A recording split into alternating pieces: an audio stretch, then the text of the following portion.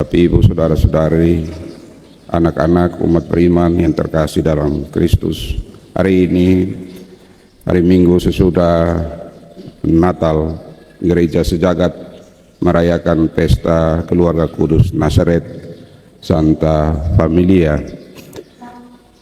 Bacaan-bacaan suci pada hari ini memperlihatkan kepada kita gambaran dua keluarga yang bersiarah ke rumah Tuhan. Elkana dan Hana membawa Samuel anak mereka ke bait suci di Silo dan mempersembahkannya kepada Tuhan.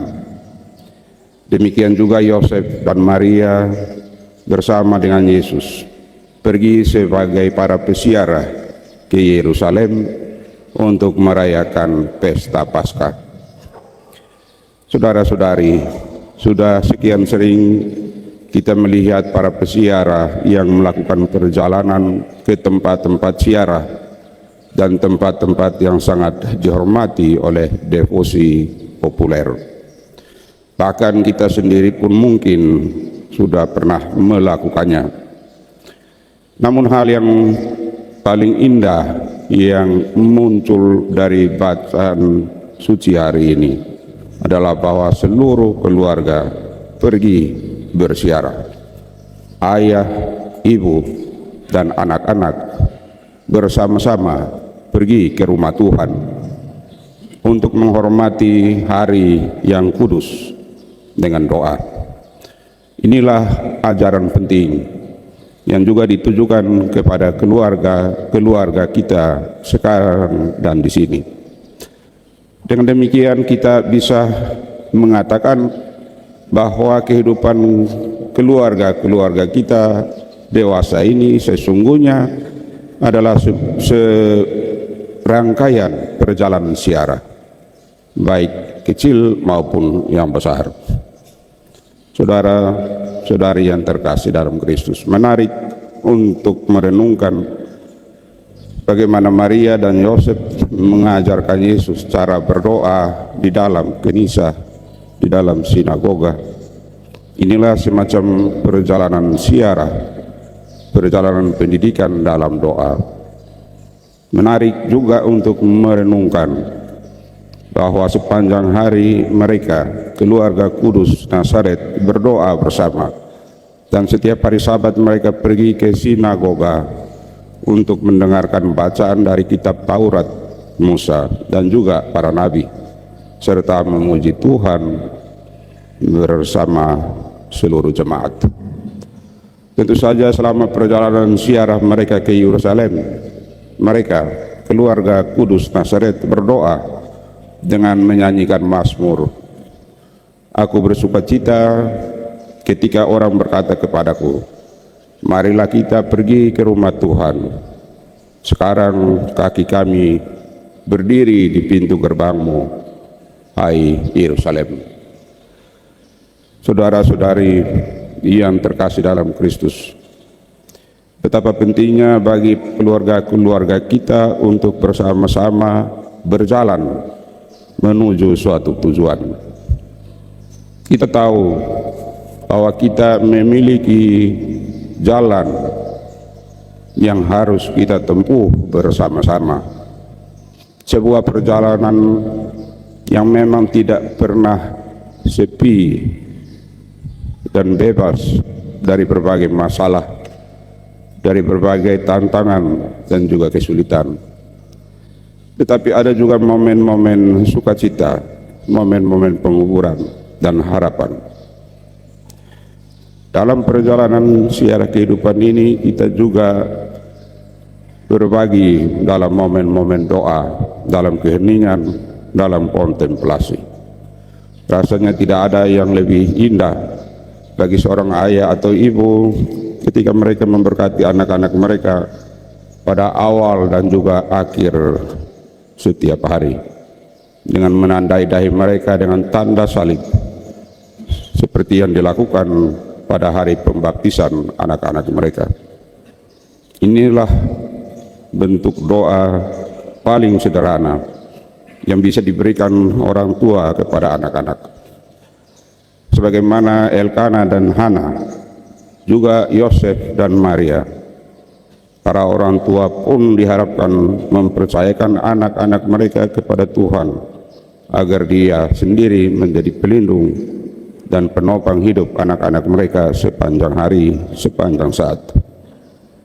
Dan dengan cara yang sama, penting juga bagi keluarga-keluarga Kristiani untuk bersama-sama berdoa sejenak, misalnya sebelum makan bersama, untuk mengucapkan syukur dan terima kasih kepada Tuhan atas semua anugerah yang telah diterima, dan juga belajar membagikan apa yang telah diterima kepada mereka yang mungkin lebih membutuhkan.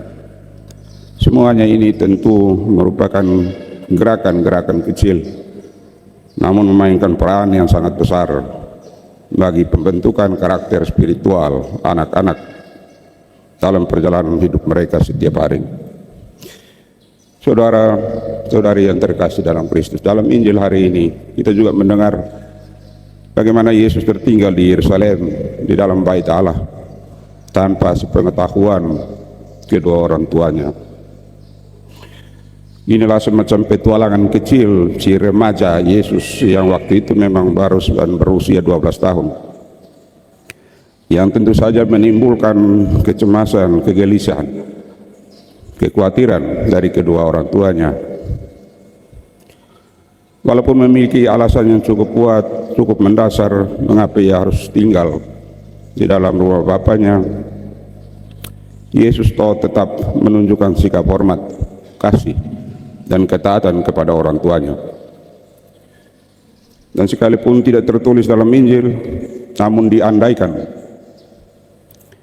bahwa Yesus tentu saja meminta maaf kepada kedua orang tuanya atas kejadian itu. Sesungguhnya momen-momen seperti ini juga sering menjadi bagian dari perjalanan rohani setiap keluarga modern dewasa ini, keluarga Kristen, di mana sering terjadi juga petualangan-petualangan kecil yang dilakukan anak-anak, remaja, kaum muda, yang juga menimbulkan keresahan, menimbulkan kegelisahan dan kecemasan dari para orang tua akibat salah pengertian. Bagaimanapun Tuhan sendiri akan mengubah momen-momen itu menjadi kesempatan untuk bertumbuh, untuk meminta dan menerima maaf dan pengampunan, serta untuk menunjukkan hormat, kasih, dan ketaatan.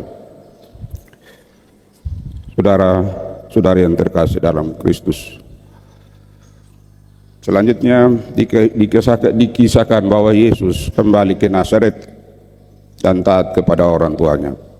Gambaran ini sesungguhnya mengandung ajaran yang indah tentang keluarga-keluarga kita dewasa ini, bahwasanya perjalanan ziarah rohani yang dilakukan oleh keluarga-keluarga, juga keluarga-keluarga dewasa ini, sesungguhnya tidak berakhir ketika sampai di tujuan, melainkan ketika kita kembali ke rumah masing-masing untuk melanjutkan kehidupan kita sehari-hari dan menerapkan buah-buah rohani dari pengalaman ziarah hidup kita. Saudara-saudari yang terkasih dalam Kristus, hari ini kita memulai secara resmi tahun jubileum, tahun rahmat Tuhan 2025, dengan tema pesiara-pesiara pengharapan di tingkat gereja lokal keuskupan kita. Sebagaimana keluarga kudus Nazaret, kita pun diajak untuk mengadakan ziarah rohani ke berbagai tempat ziarah dan devosi populer, baik di dalam maupun di luar wilayah keuskupan agung kita. Tetapi pada intinya, setiap keluarga Kristen sebagai eklesia domestika, sebagai gereja mini, dapat menjadi tempat istimewa dalam perjalanan ziarah ini untuk mengalami sukacita pengampunan, belas kasih, kerahiman, yang sesungguhnya merupakan inti dari cinta yang memampukan kita untuk bisa menyadari segala kelemahan, kerapuhan, kesalahan, dan juga untuk memperbaikinya. Betapa sengsara dan menderitanya kita kalau Tuhan tidak mengampuni kita. Di dalam keluarga-keluarga kita belajar untuk mengampuni, karena kita yakin bahwa kita dipahami dan didukung apapun kelemahan dan kekurangan kita. Pada tahun jubileum ini kita pun diajak untuk tidak pernah kehilangan harapan dan kepercayaan pada keluarga. Sangat indah ketika kita dapat selalu membuka hati kita satu sama lain dan tidak menyembunyikan apapun di dalam keluarga. Orang bilang jangan ada dusta di antara kita. Mudah-mudahan ya, jangan ada dusta di antara kita satu sama lain, istimewa di dalam keluarga. Di mana ada kasih, di situ ada juga pengertian dan juga pengampunan. Kiranya keluarga-keluarga Kristen dewasa ini semakin bersatu sebagai sebuah persekutuan, sebagai sebuah komunio, koinonia. Di dalamnya semua anggota keluarga boleh berpartisipasi, boleh mengambil bagian dalam salah satu misi penting dalam rangka tahun jubileum, yaitu mengadakan perjalanan rohani kehidupan keluarga sehari-hari sebagai pesiarah pengharapan. Selamat Natal bagi kita sekalian, selamat ulang tahun bagi keluarga-keluarga Katolik, keluarga-keluarga Kristen.